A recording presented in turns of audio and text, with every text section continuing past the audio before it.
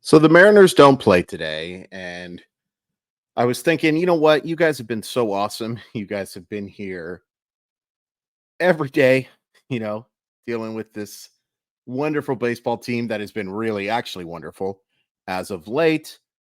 But you guys have been here even when they weren't so good. So I figured I'd give you a nice little video, a another best of, and of course, it's going to be the catching position for the Seattle Mariners.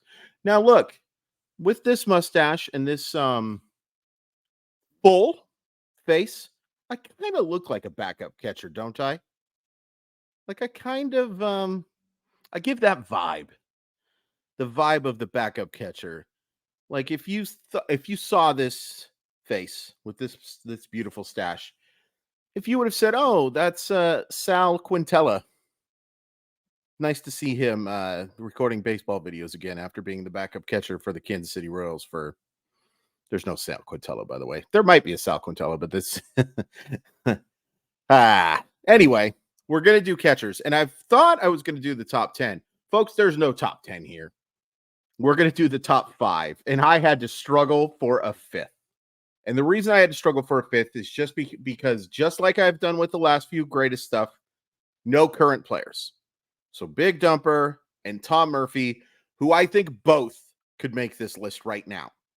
If we did a top 10 for sure on there, I think Rally, I'm going to just go ahead and say the hot take of hot takes here is that I think Cal Raleigh will end his career as the greatest catcher in Seattle Mariner history, which is a little bit darning with faint praise because this is not a great list. Let me quickly go. First of all, before we get into that, please hit like, please hit subscribe, watch this video to the very end, and I will give you a chance to win something really cool, as I have done with all of these best of videos, all two of them. But yeah, you will get a chance to win something cool. Let me tell you some people I considered. I consider both Bob Kearney and Bob Stinson the first couple of catchers for the Seattle Mariners. Stinson had one really good year, WAR above 3. Didn't really do anything after that. Same for Kearney. He was the starter for a couple of years, but just was mediocre at best. Miguel Olivo showed some flashes, just never was able to put stuff together. Omar Narvaez actually had one of the best catching years in Mariner history, but was only here for 1 year, and I can't put him in the top 5. Can't put a catcher who was only here for 1 year in the top 5. So let's start at 5. Scott Bradley. I'm putting Scott Bradley at number 5 on this list. It's inarguable that Big Dumper and Tom Murphy are both better than these guys. Uh, for his career, he had a 645 OPS. His best season was in 1987 as the starter, mostly starter anyway. Hit 278, 310, 371 with 5 homers. The reason Bradley belongs on this list is his defense. He was a really good defensive player. A couple seasons with WAR above 1, despite never playing a whole heck of a lot. In fact, never in his career had more than 366 plate appearances. Never reached that 400 mark, though. Just your prototypical backup, but a pretty good backup because he was a good defensive player. And folks, the fact that we are having a defense first backup catcher on this list tells you that the catching position for the Seattle Mariners has not exactly been a strength. It is now, I think.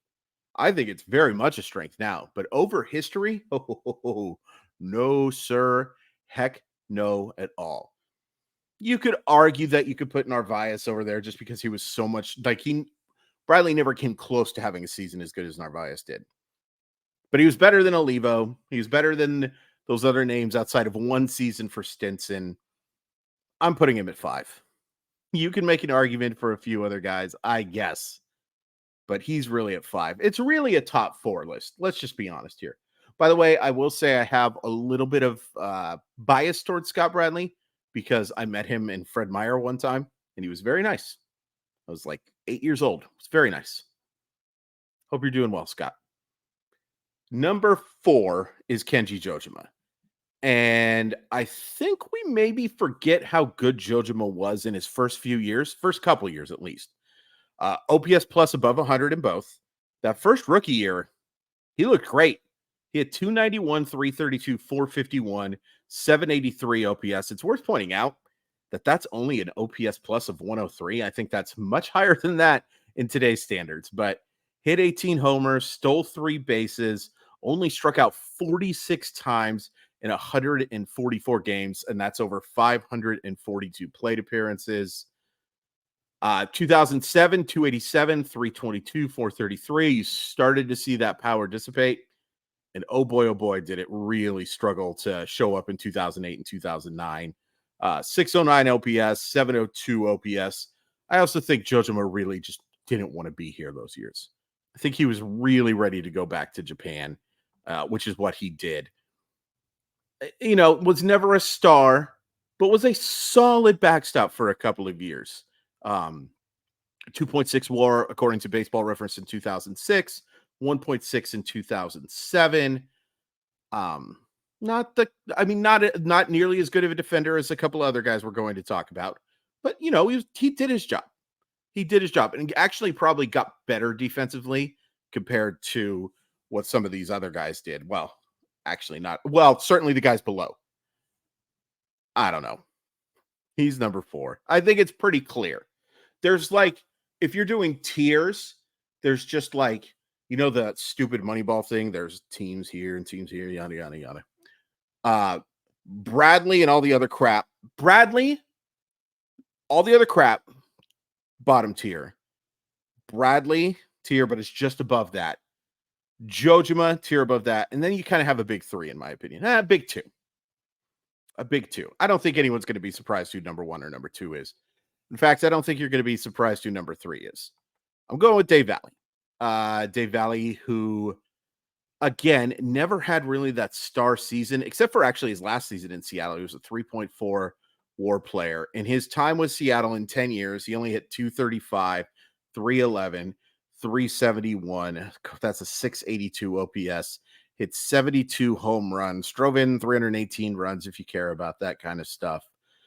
Best season was pretty clearly that 1993 season, 258, 354, 395, 13 homers, 63 RBI. Again, if you're into that sort of thing, it's interesting that was an OPS of 748. He also led the league in hit by pitches that year. Good for you. Good for you, Dave. The reason he's definitely on this list, though, is he was a terrific defensive player. Terrific defensive catcher. And, probably would have been the Gold Glove consideration at some points in his career, if not for the fact that catcher was just absolutely loaded. We'll talk about that with the guy who's number 1, actually, that he played at a really bad time to try to win Gold Gloves, the American League. But, it's also, I always think it's funny, too, that he played some first base for the Seattle Mariners because he want that Dave Valley bad at first base, apparently. Gosh, the Mariners were bad. Like, just growing up as a kid, those teams, until Griffey got there. And look, Griffey got there when I was 6, so I don't really know it, but I have a general understanding of just how terrible the Seattle Mariners were for a while. And yet never like the worst team in baseball. Well, I guess they were a couple of times because they got the number 1 overall pick a couple of times and did pretty well with it. But yeah, I think Valley has to be on here. Part of it's the longevity. Part of it is the fact that he did have success. In 1986, he hit 340, 417, 679, but that was only over 60 at bats. He had kind of like an Edgar thing for a little while where it took a little bit for him to become that starting backstop. But once he got it, he was good. I mean, he was on a terrible baseball team. He was one of the more reliable options. A bunch of 1.5 to 3 win type of seasons. 2.2 in 1989. There's some 1-win seasons here too because he and Bradley actually split some time. This is sad, folks. I can't believe we're talking about Dave Valley in the best of video, but we're talking about catchers. We're talking about catchers. I'll say this also. This was the easiest video to do because, there's no one else to include. All right, let's get into the actual guys who have had success. All due respect to Dave Valley. He had some success. But Mike Zunino is pretty clearly number 2 for me. And I think you can make an argument for Zunino to be at the top of this list, which is holy crap sad. Now, look, the guy ahead of him is here's a spoiler alert, he's a Mariner Hall of Famer. You know who it is. I will always play the what if card with Mike Zunino because he got called up way too soon. Way too soon. And I just don't know if he ever fully became the player he was supposed to be. You're going to take a look at that. He's played 11 years now, by the way, which just makes me feel incredibly old. And he has a career line of 199, 271, 406, 149 homers, 2 stolen bases. One I remember in his rookie year very well. I think it was the one stolen base in that rookie year. Apparently also stole one in 2017. And 2017 was that year that it was like, we finally have it. We have that star behind the plate. Because in the second half of that season, Mike Zunino was as good as any catcher in baseball. 251, 331, 509 is what he finishes at. But that doesn't tell you the story of how good Zunino was, especially from July on. And we thought we had a star. We did. We had a star for a couple of months, but it just never got put together. 2018, he regresses to 201, 259, 410. Believe he dealt with some injuries that year, and then he gets traded to the Rays, and he has another star season for the Rays, or close to it. 33 homers, 860 OPS. Somehow only drives in 62 runs with 33 homers. That's insane. That's very low. That's got to be among the lowest RBI totals for a player who hit 30 home runs. And then after that, it just falls apart, and now he's, not even in the major leagues. 578 OPS and then designated for assignment. But while he never, and again, this is just kind of the theme it's the theme for Valley, it's the theme for Bradley, excuse me. It's the theme for, we didn't talk about it, but Kearney and Stinson. While Mike Zunino never quite lived up to the hype offensively, oh my gosh, what a great defensive player. What an unbelievably good defensive catcher Mike Zunino was. He was a great framer. He was a great thrower. He blocked the balls well by everyone I've talked to. He was a great receiver. He was a great communicator with the pitching staff. Like, he was an important part of a not very good time for the Seattle Mariners, unfortunately. I feel bad for him because I can't help but wonder what if he would have gotten a little bit more development, and what if he was in a better development situation, like today's Seattle Mariner development system. Flawed as it may be, it's not perfect. I'll certainly take this group over what they had back then. Awful. Awful group. Ha. Zunino. I wish him nothing but luck. I still think he's got a chance to have a nice long career, but he's going to have to be a backup. But you just can't help but wonder what could have been. 3rd overall pick of that draft. And showed real flashes and had 2 really good seasons. Really good. But the approach never developed. And I blame the Seattle Mariners for a lot of that. You have to.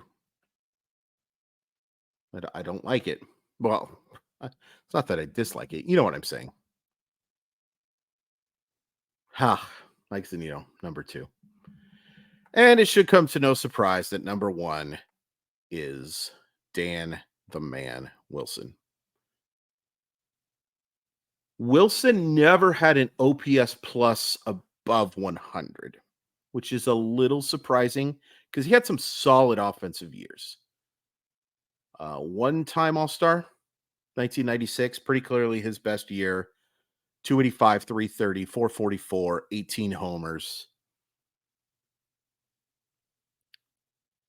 That's an interesting time. Of course, he's the catcher for the team that makes it to the playoffs for the first time, and the catcher for the 2001 team. And, he was there for the best times for the Seattle Mariners, no question about it.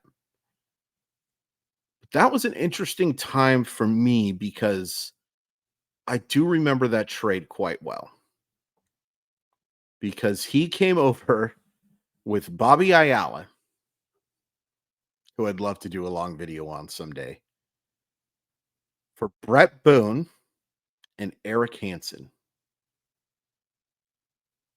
And I do remember that that was one of the first times I heard sports talk people talking about the Mariners like nationally because of that deal. Not because it was like, you know, Wilson was considered a very good prospect. Boone at the time, before that, I think his eligibility had been given up. Wilson might have as well too. But this was considered kind of an interesting challenge trade. Boone for Wilson. Which one was going to live up to the hype? Boone ends up being the better player. If you say who won that trade, I think you probably would say the Reds. Hansen was a solid pitcher. Boone, most of the good stuff he did came later. I don't know. Maybe that's a tie. Maybe that's a tie because as much as we as Seattle fans just remember hating Ayala, there were great moments. One of the best split finger fastballs I've ever seen. And when it was on, and when he had a clue where the hell it was going, good things happened. That's an interesting one. Who won that trade? I'm just going to take a look at Boone's stats with the Reds real quick. Not great. I think the Mariners won it. He had one really good year. The year after the trade, he hit 320, 368, 491. But he wasn't great after that. Of course, a terrific defensive player. Then he goes to Atlanta, has a good season. So-so season. Goes to San Diego, has a so-so season. Goes to Seattle and becomes the guy who should have won MVP. All due respect to Ichiro. But yeah, that's an interesting one. Well, so while Wilson, was never great offensively, he was solid offensively. And you're probably talking about a multi-gold glove winner if it wasn't for the fact that he was playing in the American League while Pudge Rodriguez was there. He was worth 2.2 defensive WAR in 1996. He was worth 2 in 1997. He was at least above average at defense pretty much throughout his career. And at times great. I do think sometimes we maybe what's the right term for this? I'm trying to think of it's a nice way to say overrate him a little bit because he was the guy that was there when they were good, right? But sometimes I think we maybe underrate him. Like we just think he was just there for a long time. No, he was a legitimately good starting catcher a lot of years.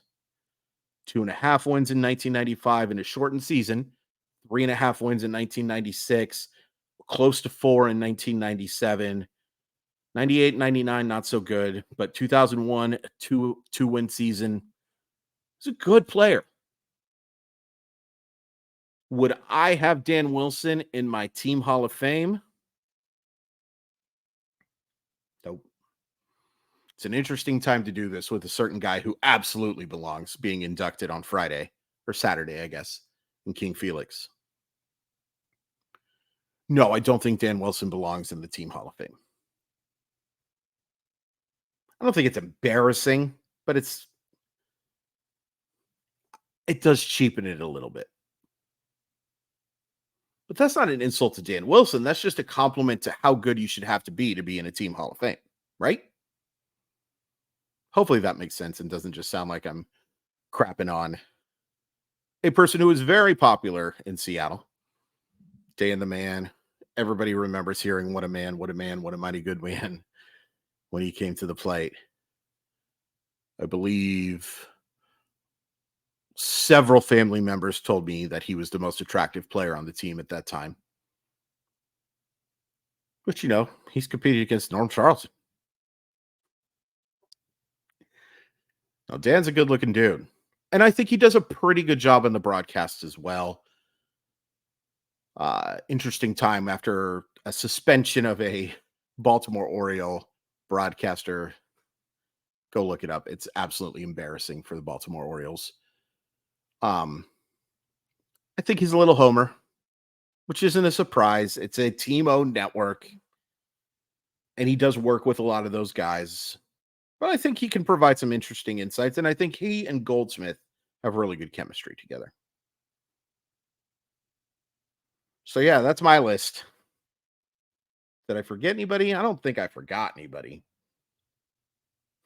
Ben Davis isn't going on this list, folks. Would you agree with me that Rally would be second or third? Probably third. Hasn't had a season quite as good as Zunino quite yet, I don't think. Last year was pretty close. Zunino a little bit better defender, but I think Rally has a chance to be easily the best catcher in Seattle Mariner history. And Tom Murphy belongs on that list. So this brings me to how you can win a cool thing. Hit like on this video. Hit subscribe. If you've already done that, great. And thank you. If you haven't done that, what the hell? I do so much for you for free. No. Here's what you're going to do. You're going to hit like. You're going to hit subscribe. You're going to comment on this video, and you're going to tell me who your favorite Mariner backup catcher is, and it can't be Tom Murphy. It cannot be Tom Murphy. And here's the other one it can't be. My favorite, John Marzano. Rest in peace. John Marzano is easily my favorite backup catcher for the team. Not even close. Wasn't the best, but he was my favorite. But there's lots of guys that qualify that you should remember. Fondly may not be too strong of a word, but you should remember them. So yeah, you hit like, you hit subscribe, you comment with your favorite Mariner backup catcher, and somebody will win this as soon as we get to 750 subscribers. And folks, we're really close. So this one won't take as long as the other ones, I think. But somebody will win this. That is an Edgar Martinez Topps definitive autographed card on card to 50. That's pretty cool. If I didn't have a bunch of Edgar stuff already autographed, I would be like, what the heck are you doing, Chris? Why are you giving away autograph cards of your favorite players? But I like you guys, and we really need to get to 1,000 soon. I'm more than happy with the growth so far, but I want to make some money. I want to make some gosh dang money. I'm being selfish about this. I would love nothing more than to find a way to make my OY my job. And it's going to take a while. I realize that. But I would love to make this my job. I really believe in my product. I really believe in you guys. And I really believe that there's enough support for this fan base and for me that I can make it happen. I do. Okay. Who's your favorite? You can also leave that too if you want. But who's your favorite backup backstop? I'm going to guess we're going to get some Bill Hasselman. We're going to get some Chris Widger. We're going to get some Mackie Sasser. Poor Mackie Sasser. Poor Mackie Sasser just couldn't throw the ball, literally. I'm sure we'll get some Rob Johnson. Rob Johnson, by the way, was a starter for a couple of years. Oh, those were bad times. But yep, that's my list. Maybe on Thursday we'll do best second baseman since we have another off day. Yeah, why not?